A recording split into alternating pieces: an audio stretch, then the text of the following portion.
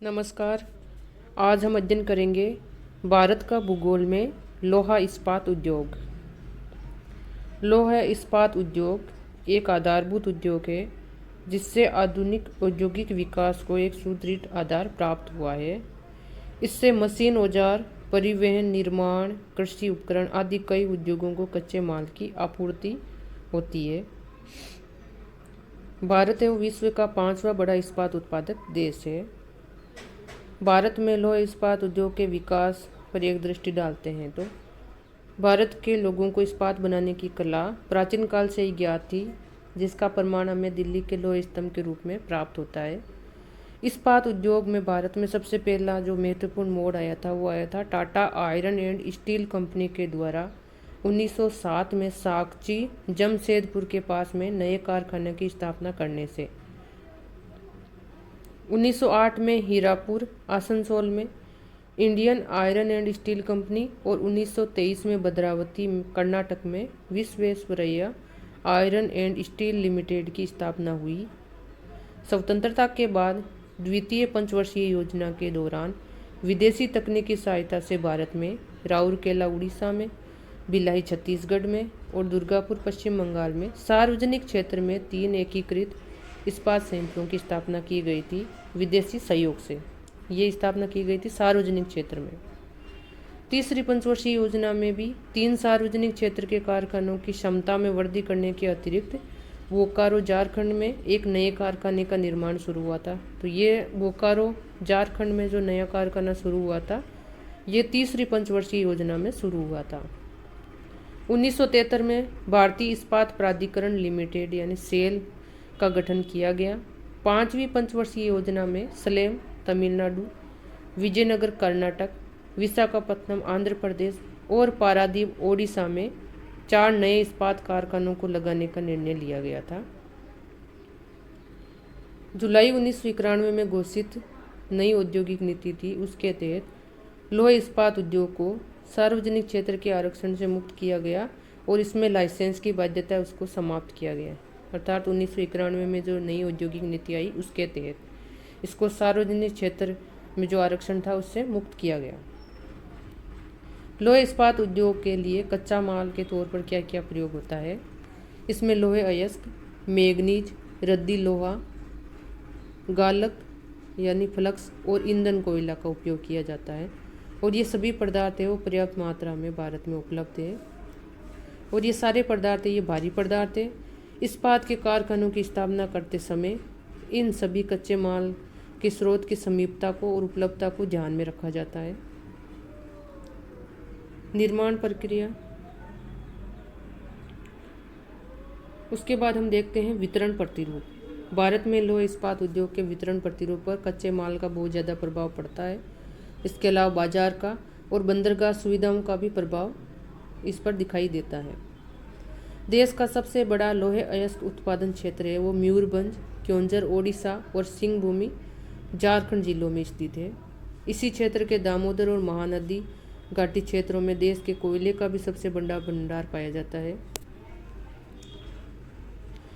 इस समय भारत में लोहे इस्पात के 11 बड़े एकीकृत कारखाने हैं। टिस्को को छोड़कर के अन्य जो बड़े कारखाने हैं वो सार्वजनिक क्षेत्र में कार्यरत है और जिनका प्रबंधन है वो सेल के अंतर्गत आता है। इन बड़े कारखानों की बात करते हैं। सबसे पहले देखते हैं Tata iron and steel company TISCO, जो कि जमशेदपुर में है। ये कारखाना जमशेदपुर के पास सुवर्ण रेखा और खारकई नदियों के संगम पर कोलकाता से 240 किलोमीटर उत्तर पश्चिम कोलकाता और नागपुर रेल मार्ग है उसके सहारे झारखंड के सिंहभूम जिले में स्थित है। ये देश का दूसरा बड़ा और निजी क्षेत्र का एकमात्र स्टील संयंत्र है। इसकी स्थापना 1907 में की गई थी प्रसिद्ध उद्योगपति जे.एन. टाटा के द्वारा। अब इस कारखाने को जो कच्चा माल प्राप्त होता है वो होता है गुरुम हिस्सानी बादाम पहाड़ मयूरभंज से और नोवामुंडी सिंहभूम की खानों से इसको लोहे अयस्क प्राप्त होता है। इसके अलावा इसको जरिया, बोकारो इनकी खानों से कोयला प्राप्त होता है। चूना पत्थर भी इनको यहीं से प्राप्त होता है और मैग्नीज प्राप्त होता है इसको मध्य प्रदेश से। और इसको पानी की प्राप्ति होती है सुवर्ण रेखा और खारकई नदियों पर बना गए बांध से। कोलकाता से इसको बंदरगाह की सुविधा प्राप्त होती है। और श्रमिक है वो इसको गंगा घाटी अर्थात जो बिहार और पूर्वी उत्तर प्रदेश है उसके घने बसे हुए क्षेत्र है वहाँ से इसको श्रमिक मिल जाते हैं। दूसरा है Indian iron and steel company इसको, जो कि बर्नपुर में है। इसके कारखाने हैं वो कुल्टी, हीरापुर और बर्नपुर में आसनसोल के समीप। ये कोलकाता से 227 किलोमीटर उत्तर पश्चिम में स्थित है। इसको कच्चे माल की आपूर्ति अर्थात जो कच्चे माल के रूप में लोहे अयस्क है वो गुआ की खान से, कोयला रामनगर, नूनोडीह और जरिया की खानों से, चूना पत्थर प्राप्त होता है पाराघाट, बाराद्वार से, मैग्नीज इसको ओडिशा के बड़ा जामदा बांसपानी से प्राप्त होता है। Visvesvaraya iron and steel limited की स्थापना 1923 में कर्नाटक के शिमोगा जिले में भद्रावती नदी के तट पर की गई थी।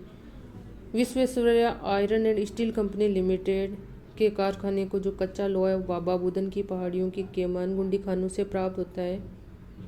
इसी प्रकार चूने की पूर्ति भी यहाँ से हो जाती है। तो भद्रावती से ही इनको सारे कच्चे माल की आपूर्ति हो जाती है, कर्नाटक से ही इसको सारी माल की आपूर्ति हो जाती है। चौथा हमारा है हिंदुस्तान स्टील लिमिटेड राउरकेला। इसकी स्थापना 1959 में हुई थी जर्मनी की फर्म क्रूप्स एंड डिमेक के सहयोग से। लोहे है इसकी आपूर्ति इसको बरसुआ से, कोयला है उसको बोकारो, करगली, जरिया, तालचिर और कोरबा की खानों से, मैग्नीज बराजमदा से और चूना पत्थर की हाथीबाड़ी क्षेत्रों से इसको पूर्ति हो जाती है। पांचवा है Hindustan steel limited Bhilai. Hindustan steel limited Bhilai की स्थापना है वो पूर्व सोवियत संघ की सहायता से हुई थी 1953 में छत्तीसगढ़ राज्य के दुर्ग जिले में भिलाई स्थान पर, और ये कोलकाता मुंबई रेल मार्ग के सहारे इसकी स्थापना की गई थी। इस स्थान का चयन है वो दल्ली राजरा लोहे के भंडार के कारण किया गया था। इससे कोयला है वो कोरबा छत्तीसगढ़ से, बोकारो, करगली और झरिया से प्राप्त होता है। इसी प्रकार से अन्य कच्चे माल की भी आपूर्ति इसको हो जाती है। छठा है हिंदुस्तान स्टील लिमिटेड दुर्गापुर। इस कारखाने का निर्माण 1962 में हुआ था ब्रिटेन के सहयोग से पश्चिम बंगाल के वर्धमान जिले में। इससे कोयले की जो आपूर्ति है वो जरिया से हो जाती है। इसके अलावा दामोदर घाटी परियोजना भी इसके पास में है। कोलकाता नगर और पतन की समीपता का इसको लाभ प्राप्त है। इससे लोहा अयस्क है वो गोवा क्षेत्र से प्राप्त होता है। सातवां है बोकारो स्टील लिमिटेड। ये कारखाना झारखंड के हजारीबाग जिले में बोकारो और दामोदर नदियों के संगम में है। रूस के सहयोग से इसे 1964 में लगाया गया था। इसे कोयला बोकारो से, करगली से और जरिया की खानों से मिलता है। लोहा अयस्क इसको क्योंझर ओडिशा से मिलता है। आठवां है सलेम इस्पात संयंत्र। सलेम इस्पात संयंत्र का जो कारखाना है उसका निर्माण सलेम जिला तमिलनाडु में किया गया है। इसी प्रकार से है विशाखापत्तनम इस्पात संयंत्र। ये देश का पहला समुद्र तट पर स्थित इस्पात कारखाना है। इसकी स्थापना विशाखापत्तनम बंदरगाह के पास की गई है। ये बेलाडीला छत्तीसगढ़ की खानों से लोहा प्राप्त होता है। खम्मम जिला से इसको चूना पत्थर प्राप्त होता है। इसी प्रकार से है आगे 10वां नंबर विजयनगर इस्पात संयंत्र। इस कारखाने की स्थापना कर्नाटक के बेलारी जिले में की गई है। इसे लोहे अयस्क की आपूर्ति हासपेट क्षेत्र से, कानन घाटी छत्तीसगढ़ और सिंगरेनी आंध्र प्रदेश से कोयले की प्राप्ति होती है। उड़ीसा में पारादीप के निकट देतारी स्थान पर और महाराष्ट्र में रत्नगिरी जिले के डोलवी के पास नए इस्पात संयंत्रों के लगाए जाने की भी योजना है। उत्पादन भारत में 1950-51 में देश में कुल 16.9 लाख टन ढलवां लोहे का और 14.7 लाख टन इस्पात पिन, 10.4 लाख टन परिष्कृत इस्पात का उत्पादन होता था। 2011-12 के दौरान देश में इस्पात के उत्पादन में बहुत ज़्यादा प्रगति हुई है और ये प्रगति लगभग 70 गुना की बढ़ोतरी इसमें दर्ज की गई है। विदेशी व्यापार देखें तो लोहा इस्पात उद्योग में तीव्र विकास होने के बावजूद भी भारत अभी भी उत्कृष्ट कोटि के लोहे कुछ इस्पात का आयात है वो विदेशों से करता है, और ये आयात मुख्य रूप से ये करता है रूस, जापान, जर्मनी, ब्रिटेन, संयुक्त राज्य अमेरिका और बेल्जियम से। अब लोहे इस्पात उद्योग की समस्याएं देखते हैं। लोहे इस्पात उद्योग में भारी पूंजी निवेश होता है, क्योंकि इस्पात का कारखाना लगाने के लिए अधिक पूंजी की आवश्यकता पड़ती है और इसको तैयार होने में समय भी बहुत ज़्यादा लगता है। इसलिए इन कारखानों की स्थापना केवल बड़े पूंजीपतियों के द्वारा और सरकार के द्वारा ही की जा सकती है। तो इस प्रकार से भारी पूंजी निवेश है वो एक प्रकार की लोहे इस्पात उद्योग की समस्या है। सार्वजनिक कारखानों की अकुशलता। सार्वजनिक क्षेत्र के जो अधिकांश इस्पात के कारखाने हैं वो अपनी स्थापित क्षमता से बहुत ही कम उत्पादन कर पाते हैं और घाटे में चल रहे हैं। इसके लिए जो कच्चे माल की नियमित आपूर्ति है उसमें बाधा होने के कारण बिजली की कमी, मार्ग अवरोध, खराब श्रमिक संबंध, एक कुशल प्रबंधन और पुरानी प्रौद्योगिकी ये कारक उत्तरदायी है। तीसरा है नियंत्रित मूल्य। लोहे और इस्पात का मूल्य सरकार द्वारा तय किया जाता है, इससे निवेशकों को भरपूर लाभ नहीं मिल पाता है। चौथा है गिरती मांग। विश्व बाजार में इस्पात उद्योग है वो मंदी की स्थिति से गुजर रहा है। लघु इस्पात संयंत्रों की रुग्णता। कई छोटे इस्पात संयंत्र घाटा देते हुए बंद होने के कगार पर है, क्योंकि इनमें कच्चे माल की कमी, अपर्याप्त बिजली, पूंजी का अभाव, अधिक लागत, बड़े संयंत्रों से प्रतिस्पर्धा आदि समस्याओं का सामना करना पड़ता है। छठा इसमें कारण है अच्छे ईंधन की कमी। भारत में इस्पात दमन भट्टियों में इस्तेमाल करने के लिए अच्छे किस्म के कोकिंग कोयले की कमी पाई जाती है। कारखानों की संख्या बढ़ने से ये कमी अधिक बढ़ गई है और देश को अच्छे किस्म के कोयले का आयात विदेशों से करना पड़ता है। सातवां कारण है गुणवत्ता में कमी। भारत में जो अधिकांश इस्पात संयंत्र है उनमें पुरानी तकनीक से इस्पात बनाया जाता है, जिससे गुणवत्ता में कमी के साथ साथ उत्पादन लागत भी बढ़ जाती है। इसीलिए भारत के इस्पात की विश्व बाजार में बहुत। भारत के मानचित्र में प्रमुख जो इस्पात संयंत्र हैं वो दिखाए गए हैं,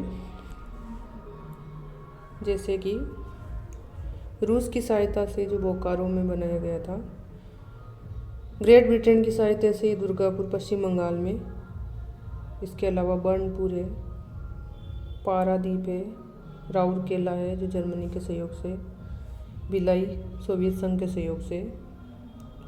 इसी प्रकार से ये भद्रावती कर्नाटक में, इसके अलावा विजयनगर है, सलेम तमिलनाडु में है, विशाखापत्तनम। ये प्रमुख इस्पात संयंत्र भारत के मानचित्र में दिखाए गए हैं।